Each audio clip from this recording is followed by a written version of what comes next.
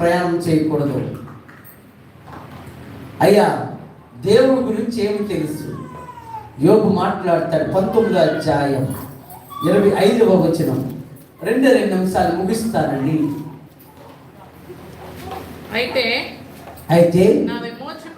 నా విమోచకుడు ఏమన్నా, నా విమోచకుడు సజీవుడు, నా విమోచకుడు సజీవుడు, ఆయన భూమి మీద నిలుచుననియు నేను ఎరుగుదును.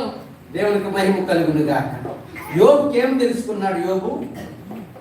యోబు ఏం తెలుసుకున్నాడు? నా విమోచకుడు సజీవుడు, తరువాత ఆయన భూమి మీద నిలుచుననియు నేను ఎరుగుదును.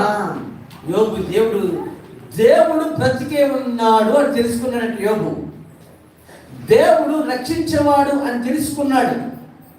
ఏం తెలుసుకున్నాడు యోబు? దేవుడి గురించి ఏం తెలుసుకున్నాడు? అమ్మ గట్టిగా